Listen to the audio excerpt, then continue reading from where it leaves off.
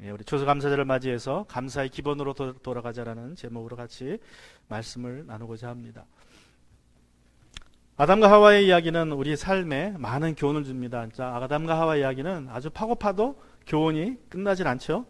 그 중에 하나가 이제 하나님께서 우리에게 즐기라고 주신 것들을 즐기게 하는 그 핵심인 감사에 대한 교훈이라고 생각을 합니다. 하나님께서 세상 만물을 창조하시고 아담과 하와도 창조하셨습니다. 그리고 세상 만물을 다 아담과 하와에게 맡기십니다. 대리자로 네가 관리해라, 네가 지켜라. 이 세상에선 네가 하나님과 같은 왕과 같은 존재이다. 그리고 특별하게 에덴 동산을 조성하시고 거기에 살게 하십니다. 특별하게 에덴 동산이라는 좋은 훌륭한 곳을. 여러분, 에덴의 뜻은 행복이라고 그랬죠? 기쁨이라고 그랬습니다. 그래서 에덴 동산은 기쁨의 동산이고 행복의 동산이에요. 그런데 그 행복의 동산이 한순간에 지옥이 되어버립니다. 왜 그렇습니까? 우리가 아는 것처럼 선악과를 따먹은 이후에 행복의 동산이 이제 거기서 쫓겨나서 지옥으로 가게 되죠. 더 이상 거기서 살지 못하게 됩니다. 어떻게 아담과 하와가 행복의 동산에서 죄를 지었을까요? 그러니까 이거는 참 아이러니예요. 그 완벽한 곳에 살면서 어떻게 이들이 하나님의 명령을 어기고 선악과를 따먹었을까? 그 결과로 인해서 하나님과 아담과 하와 사이에 평화가 깨지고, 부부 사이에 평화가 깨졌고, 또 자연과 인간 사이에도 평화가 깨지고 결국 행복의 동산을 잃어버렸습니다. 무엇이 부족해서, 아담과 하와가 무엇이 부족해서 선악과를 따먹었습니까? 물론 하와가 뱀의 유혹에 넘어갔기 때문입니다. 그러나 왜 하와가 뱀의 유혹에 넘어갔을까요? 여러 가지 설명이 있지만 하나님처럼 되고자 하는 욕심이라고도 말씀드렸지만 그 하나님처럼 되고자 하는 욕심 뒤에 감춰져 있던 원인이 있습니다. 그것이 바로 저는 그들이 하나님에 대한 감사를 잃어버렸기 때문에 그렇다 생각을 해요. 하나님에 대한 감사를 잃어버렸기 때문에. 한번 생각해 보세요. 완벽한 동산, 행복의 동산에서 이제 그 첫날을 얼마나 행복했을까요? 그죠? 예? 하루가 행복하려면 뭐 하라 그래요? 예? 목욕을 하든지 이발을 하면 하루가 행복하죠? 일주일에 행복하려면 뭐 할까요? 한 달에 행복하려면 차를 사면 된다 그래요. 6개월에 행복하려면 뭘 사면 될까요? 집을 사면 6개월에 행복하다 그러죠?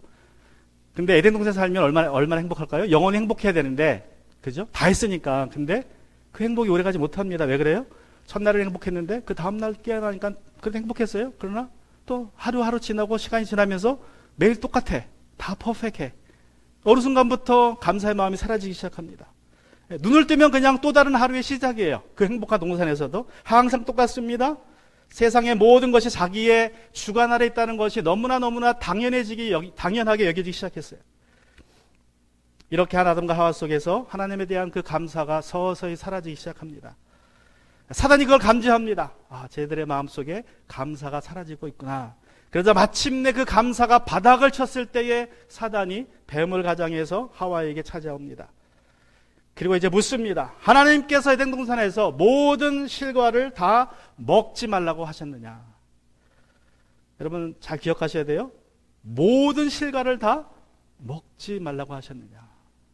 아주 기가 막히게 말을 살짝 꼬습니다. 아주 부정적인 먹지 말라는 명령을 극대화시켜버려요.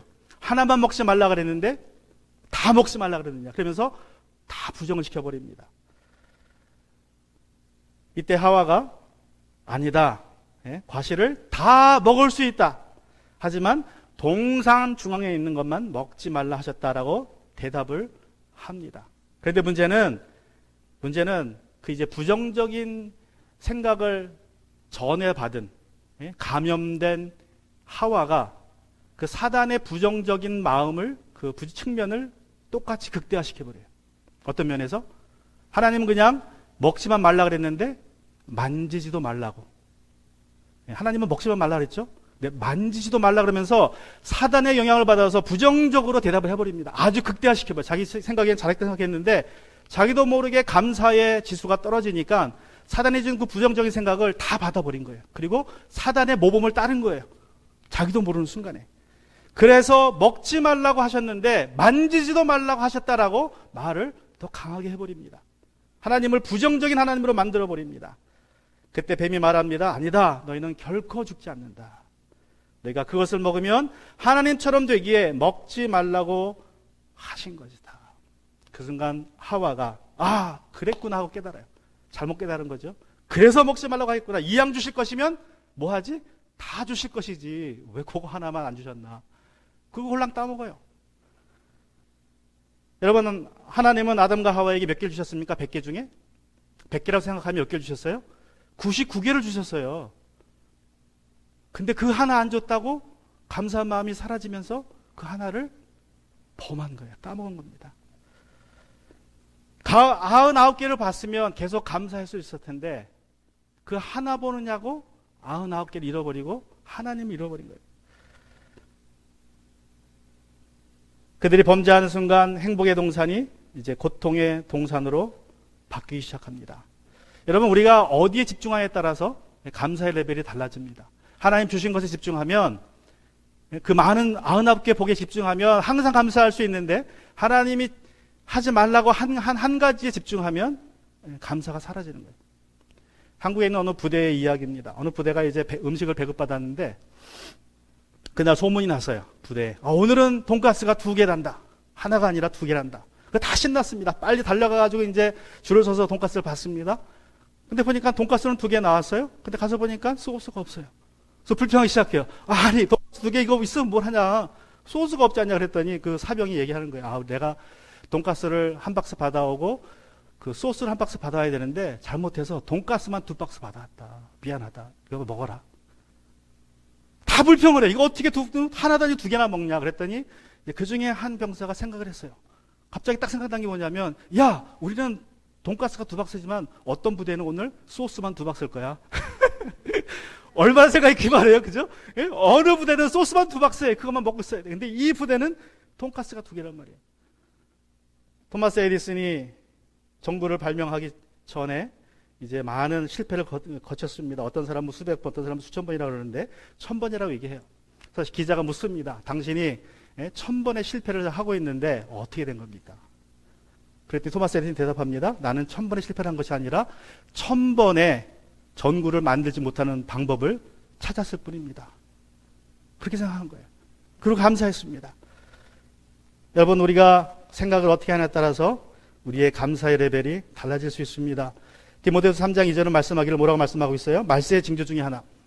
사람들은 자기를 사랑하며 돈을 사랑하며 뽐내며 교만하며 하나님을 모독하며 부모에게 순종하지 아니하며 감사할 줄 모르며 감사하지 못하는 것이 말세의 징조입니다. 오늘 추수감사절을 맞이해서 감사의 기본으로 돌아가자는 제목으로 같이 말씀을 나누고자 합니다. 오늘 특별히 시편 100편은 감사드리며 부르는 노래라는 제목이 붙어 있습니다. 여러분, 시편이 150편인데 그 중에 유일하게 감사라는 단어가 제목으로 들어간 시편이 시편 100편밖에 없어요. 그럼 어떤 면에서 이 시편 150편 중에서 또 성경 중에서 우리에게 감사를 가르치고 주는 성경은 이 시편 100편이라고 할 수 있습니다. 그래서 오늘 시편 100편을 통해서 감사의 기본이 무엇인가, 어떻게 감사의 기본으로 돌아갈 수 있느냐에 대해서 같이 나누고자 합니다. 시편 100편은 먼저 우리에게 어떻게 감사를 드려야 하나를 말씀하고 있습니다. 특별히 3가지로 말씀하는데, 자, 우리가 하나님께 감사를 표현하는 방법, 어떻게 표현할 수 있나? 환호성을 지름으로써, 환호성을 지름으로. 1절에 보시면 같이 한번 읽습니다. 시작. 온 땅아 주님께 환호성을 올려라. 환호성을 올려라. 온 땅아, 거기에 사는 모든 민족들아 주님께, 하나님께 환호성을 올려라. 여러분, 누군가가 여러분에게 여러분이 가장 원하는 것을 지금 선물로 준다면 여러분 어떻게 하시겠습니까? 여러분 지금 가장 갖기 원하시는 것이 무엇입니까? 소망하는 것이? 여러분이 원하는 것이 뭐예요? 아마 각자가 있을 거나 이거 했으면 좋겠다, 저거 했으면 좋겠다, 다 있겠죠? 그게 무엇이든 간에 하나님이 그걸 여러분에게 주신다면 그게 이제 상상이 안 되니까 이렇게 표현할 수 있습니다. 만약에 누군가가 여러분에게 100만 불짜리 집을 그냥 거저 준다면 여러분 입에서 어떤 말이 나오겠어요? 그냥 환호성이 나오겠죠? 그죠? 탄성이 나오겠죠? 감사합니다라는 말이 저절로 나올 것입니다. 마찬가지로 우리가 하나님께 감사하는 방법 중에 하나는 하나님께 소리를 지르는 것입니다. 감사의 소리를 지르는 거예요. 다윗은 성궤를 예루살렘으로 이제 가지고 올라오면서 너무나 기뻤습니다. 그 성궤를 가지고 있던 오벳에돔의 집이 복을 받다는 말을 듣고 내가 그걸 받아야지 그러고 이제 성궤를 가지고 올라오기 시작합니다. 얼마나 감격했는지 6발자국 갈 때마다 소와 양을 드렸어요. 제사로. 6발자국 갈 때마다 멈추고 제물을 드리고 또 그 앞에서 춤을 추고 그러면서 성계를 자기가 정한 곳으로 가지고 올라가고 있습니다. 너무나 기뻐서 그가 성계 앞에서 그 주변에서 춤을 추고 돌아다녀요. 예? 춤을 추며 돌아다녀요.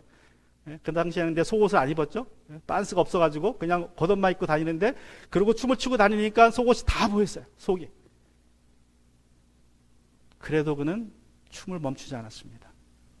부끄럽지가 않았어요.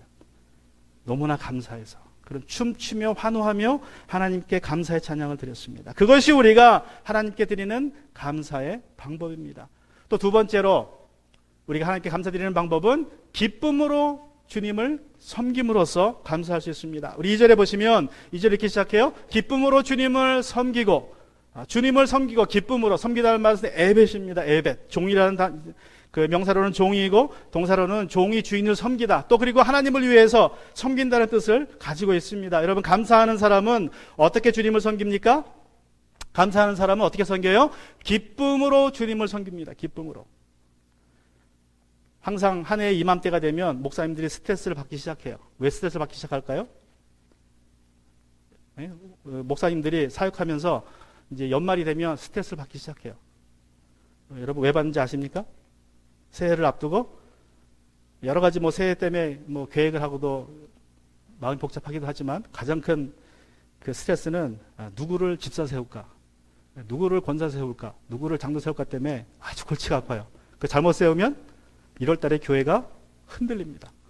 시험 들어서 교회 나가요. 왜 나 안 뽑았냐 그러고. 그래서 아주 그냥 골머리가 아파요.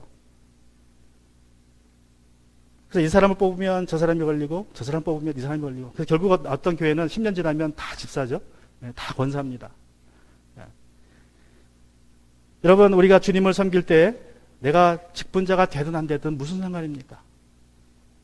여러분 우리는 하나님을 기쁘게 섬겨야 합니다. 감사가 충만한 사람은 기쁨으로 주님을 섬기게 됩니다. 남이 알아주지 않아도 실망하지 않습니다. 시험에 들지 않습니다.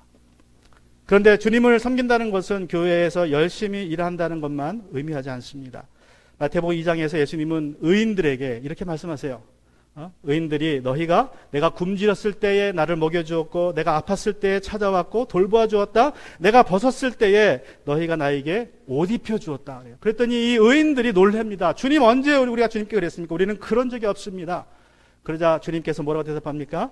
마태복음 25장 40절에 보시면 내가 진정으로 너희에게 말한다. 너희가 여기 내 형제자매 가운데 지극히 보잘것없는 한 사람에게 한 것이 곧 내게 한 것이다. 지극히 보잘것없는 도움이 필요한 사람들에게 우리가 도와준 것이 곧 주님께 한 것이라고 주님이 말씀하십니다. 그러므로 우리가 주님을 섬기는 방법은 보잘것없는 사람들에게 먹여주고 입혀줄 때에 또 소외된 사람들을 보살펴줄 때에 우리가 주님을 섬기는 것입니다. 또 우리가 어떻게 주님을 섬길 수 있습니까? 세 번째로 하나님 앞에, 두 번째로 하나님 앞에 나아감으로 우리는 주님을 감사함으로 우리가 나갈 수 있습니다. 시편 100편 2절 후반절에 보면 기쁨으로 주님을 섬기고 그 앞으로 나아가라 말씀합니다. 그 앞으로 나아가라. 그래서 나아가 거거라라는 말은 하나님의 백성이 예루살렘과 성전 안으로 들어가는 모습을 그린 거예요. 그게 나아가는 것입니다. 주님께 나가는 것입니다. 예배로 나가는 것이 하나님께 감사하는 한 가지 방법입니다. 여러분 말씀드린 대로 우리는 사람을 섬김으로 하나님을 섬길 수 있습니다. 하나님께 감사할 수 있습니다. 그것이 감사의 한 방법이라면 우리가 그렇게 하기 위해서 주님께 예배로 나와야 된다는 것입니다. 사람을 섬기기 위해서는 먼저 하나님을 섬겨야 됩니다. 예배로 주님께 나가야 됩니다. 섬길 수 있는 능력과 은혜를 받고 그리고 사람에게 나가는 것이 순서입니다. 하나님께 나오는 일을 소홀히 하면서 사람을 섬기면 결국에는 내가 주관자가 되고 나를 드러내게 되고 내 힘으로 섬기게 되기에 오래가지 못합니다. 우리는 반드시 주님께 나와서 예배로 나와서 먼저 주님께 은혜를 받고 그 받은 은혜로 섬겨야 될 줄로 믿습니다. 그것이 하나님께 감사드리는 또한 방법이기도 합니다. 자, 그러면 이제 왜 우리가 감사해야 됩니까? 우리가 세 가지로 감사해 드릴 수 있다면 환호성을 지름으로 또 기쁨으로 주님을 섬김으로 사람을 섬김으로 또 하나님께 예배로 나옴으로써 우리는 하나님께 감사를 표현할 수 있습니다. 그러면 이제 왜 그렇게 감사해야 되느냐? 시편 100편은 이렇게 말씀하고 있습니다. 왜 하나님께 감사해야 하는가? 첫 번째는 하나님께서 행하신 일 때문에 우리는 감사해야 한다고 시편은 말씀하고 있습니다. 하나님께서 행하신 일 때문에. 첫 번째는 하나님이 우리에게 무엇을 행하셨는지 여러분이 아시면 감사하지 않을 수 없다는 것입니다. 자, 하나님께서 우리를 행하신 일들 무엇입니까? 우리 3절에 보시면 우리 한번 같이 읽습니다. 시작.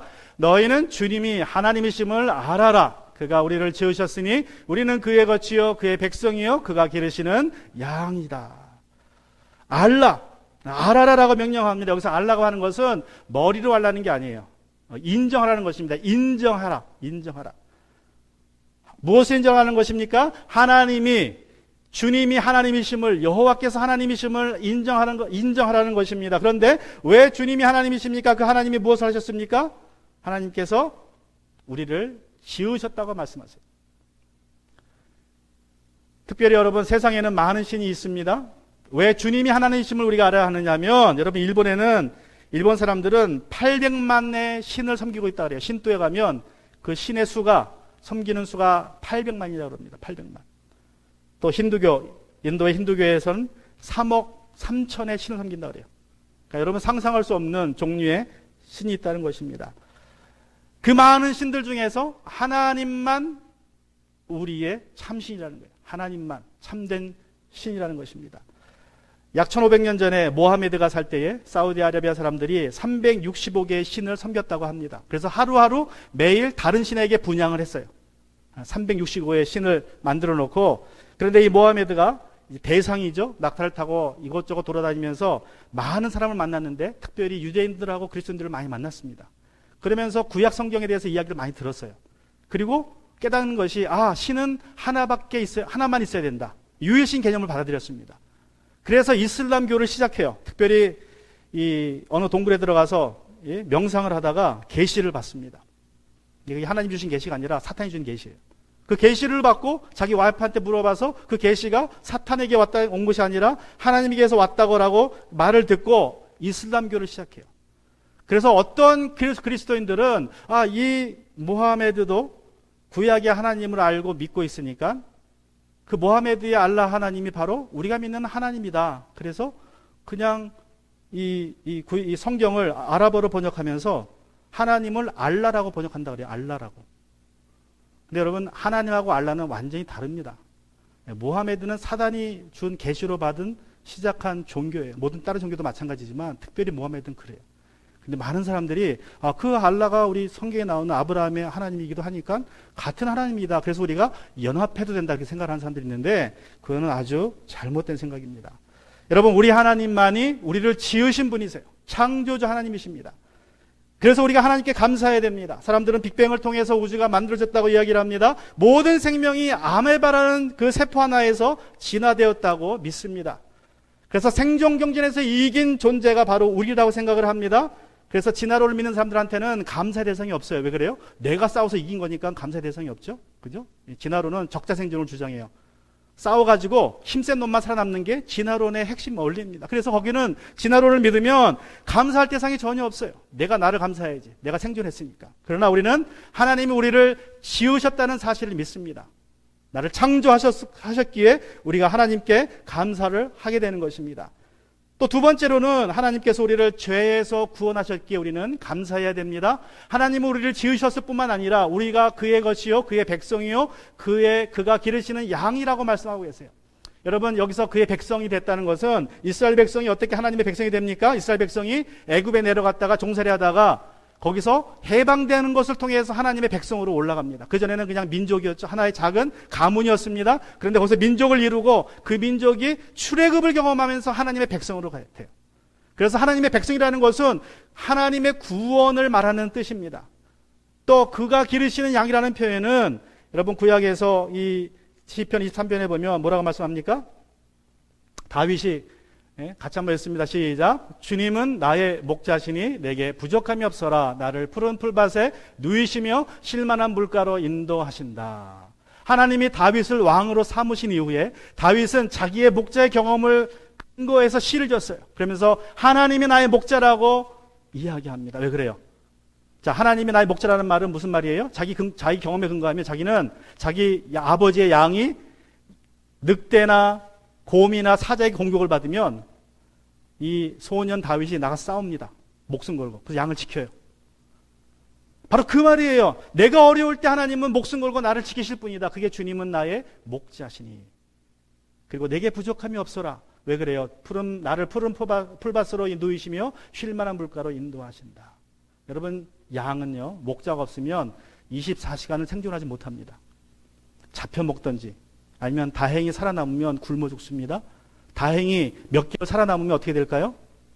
예? 다행히 먹을 것도 좀 있었고 또 늑대와 곰이 없어서 잡혀 먹지 않았어요. 그래서 한 1년 지났어요. 그럼 어떻게 될까요? 양이? 한번 상상해 보세요. 양이 1년을 혼자 살았어요. 어떻게 될까요? 양이 그 털에 다 덮여버려서 털 무게에 이기지 못해서 결국 죽습니다. 양은 1년에 두세 번 털을 깎아야 돼요. 못 깎으면 그 털 무게가 자기 몸무게보다 더 많아져요. 그래서 결국은 죽습니다. 양은 목자가 없으면 죽어요. 양이 푸른 초장으로 데려가야지 잘 먹고 잔잔한 물가로, 쉴만한 물가라는 말은 잔잔한 물가죠. 잔잔한 물가로 가야 됩니다. 왜냐하면 양은요, 특별히 코와 입이 붙어 있어요. 그래가지고 물을 마실 때 물이 조금만 튀어도 코로 물이 다 들어갑니다. 물에 빠져 죽어요. 흐르는 물에서 물을 잘 못 먹으면. 희한하죠? 그래서 양은 잔잔한 물가로 가서 흔들리지 않은 물에서 먹어야 돼요. 안 그러면 코로 물이 다 들어버려요. 물을 못 마십니다. 결국 주님께서 책임져 주신다는 것을 주님은 나의 목자라고 다윗이 표현한 거예요. 그런데 신약에 와서 예수님께서 이렇게 말씀하시죠. 요한복음 10장 11절에서 나는 선한 목자다. 선한 목자는 양들을 위하여 자기 목숨을 버린다. 하나님이 우리를 구속하기 위해서 예수님께서 목숨을 버리셨습니다. 이것이 하나님이 우리를 하신 두 번째 일이에요. 첫 번째 우리를 창조하셨고 두 번째 우리를 지으셨어요. 자, 여러분이 뭔가를 창조하면 그것은 그 창조된 것은 누구 것입니까? 만든 사람의 것이죠. 그죠? 여러분이 돈 주고 살면 그건 누구 겁니까? 돈 주고 산 사람 것이죠. 그러니까 여러분은 이중적으로 하나님 것이에요. 우리는 하나님 나를 만드셨기 때문에 나는 하나님 것이고 하나님의 나를 피값으로 사셨기 때문에 나는 하나님 거예요. 이 두 가지 이유가 우리가 하나님께 감사할 이유가 됩니다. 이 두 가지만 기억하고 있으면 우리는 정말 평생 감사할 수 있어요. 문제는 이것을 잊어먹는다는 거죠.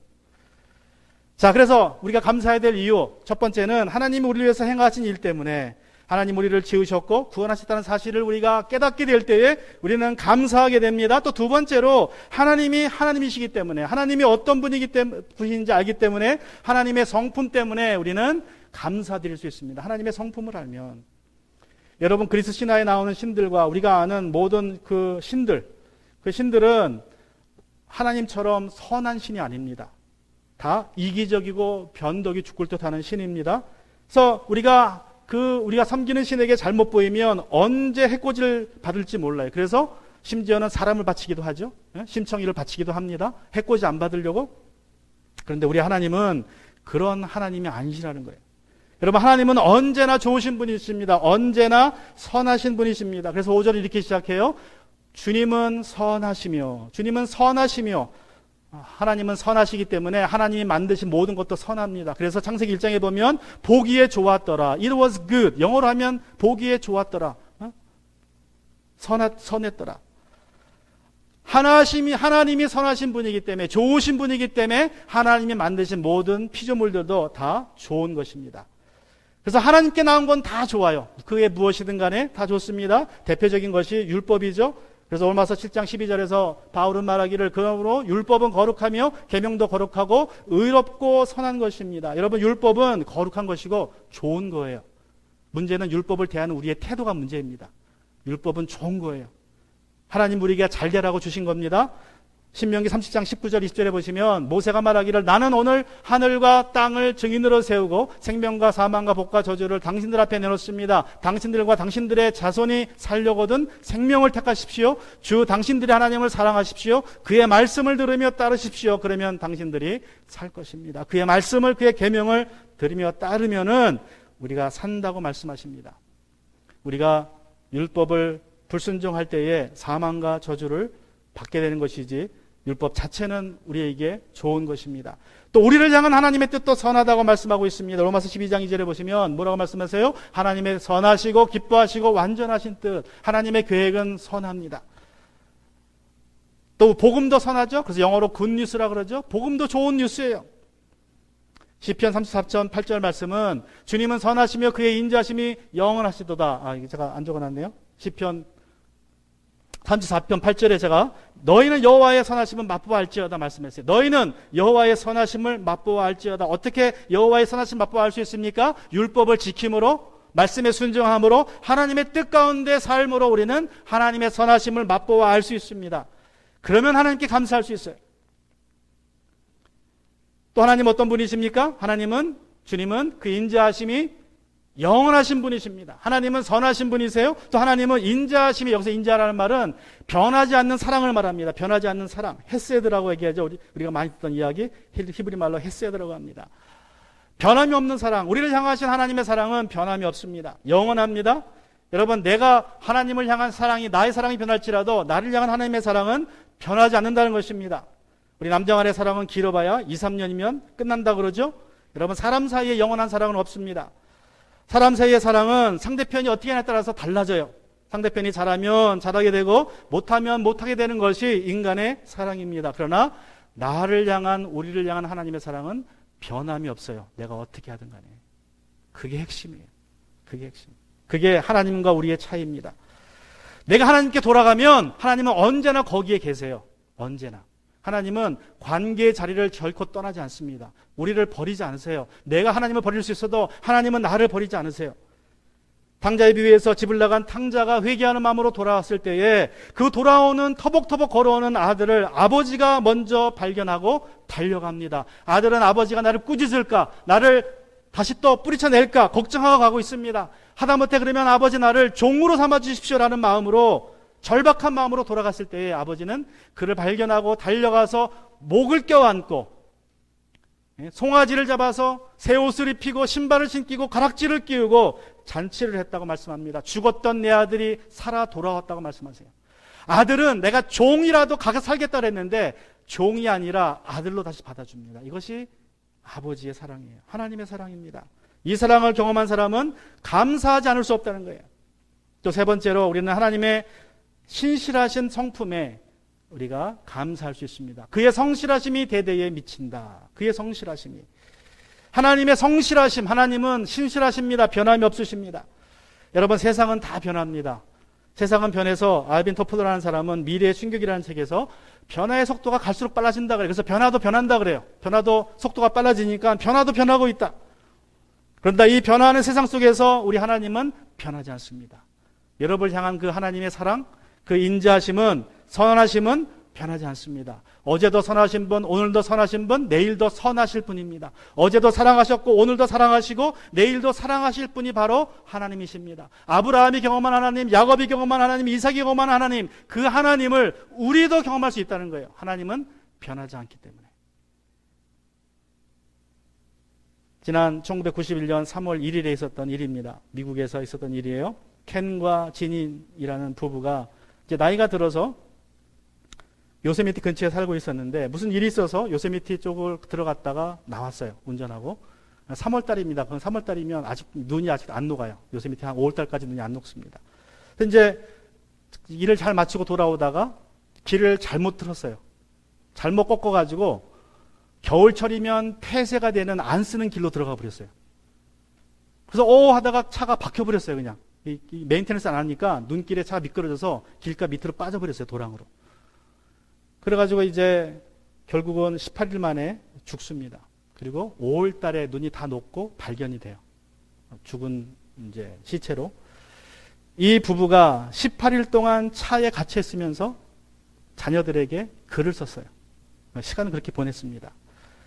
이렇게 썼습니다. 첫날입니다. 아주 많은 것을 말하고 싶구나. 너희 모두가 인생을 즐기고 오늘 끔찍했던 일이 내년이면 잊혀질 것임을 기억해라. 가족으로 잘 지내기를 부탁한다. 그리고 손주들에게 내가 사랑한다는 것을 알려줘라. 그리고 다음날 이렇게 썼습니다. 우리는 겨울 동안에는 폐쇄된 길에 있다는 것을 깨닫기 시작했다. 만약 누군가 지나간다면 기적이다. 우리는 첫날 밤을 찬송을 부르며 성경 구절을 암송하며 간간히 쪽잠을 잤다. 우리는 매 2시간마다 엔진을 켜서 시도를 5분간 돌렸다. 앞으로 어떻게 될지 모르겠다. 어쨌든 우리가 여기에 완전히 그리고 전적으로 하나님 손 안에 있다. 이보다 더 좋은 것이 어디 있으랴. 3일째 되는 날이다. 아직 배가 고프지 않구나. 차 안에서 젤리 2봉지와 껌 하나를 발견했다. 우리는 창문을 열어서 눈을 먹는다. 아버지는 직장에 빠지게 되는 것을 걱정하고 계신다. 3월 6일 수요일 7일째 밤이 될 것이다. 가스가 다 떨어져서 히터를 켜지 못한다. 우리 둘이 젤리 봉지 하나를 나누어 먹었고 롤레이드 사탕과 틱택을 먹었다. 기가 막힌 잔치였지. 그리고 이제 히터를 못 켜니까 창문이 얼어붙었습니다. 열리질 않아요. 창문이. 눈 속에서. 3월 12일 나는 한 잔의 물에 감사함을 잊지 못할 것이다. 그리고 어떤 음식을 먹든 한 입이라도 감사할 것이다. 오늘은 내가 약해졌다는 것을 알게 된 첫날이다. 그리고 3월 18일 얘들아, 아버지가 3월 18일 7월 30분에 주님께로 가셨다.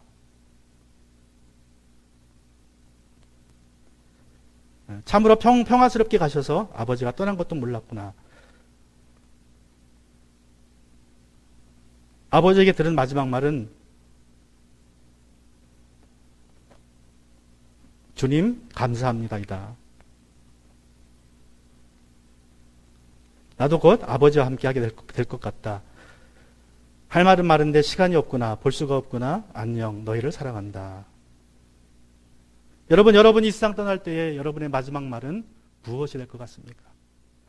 한 말은 이 세상 잘 떠났다 하실 것 같습니까? 아니면 이분처럼 주님 감사합니다가 여러분의 마지막 말이 될 것 같습니까? 여러분, 우리가 주님 감사합니다라고 마지막 말 할 수 있기 위해서는 오늘 하루 이 말로 시작하고 끝내야 될 줄로 믿습니다. 하루하루 감사해야 마지막 날에도 감사할 수 있습니다. 주님이 우리를 지으셨고 우리를 죄에서 구원하신 분이심을 잊지 않는다면, 또 주님은 어제나 오늘이나 내일이나 선하신 분이시고 인자하신 분이시고 그 성실하심이 대대에 이르는 분임을 우리가 안다면 어떤 형편에 있든 간에 하루하루를 감사하게 살게 될 줄로 믿습니다. 우리 같이 시간 기도하기 원합니다. 오늘 기도할 때에 주님,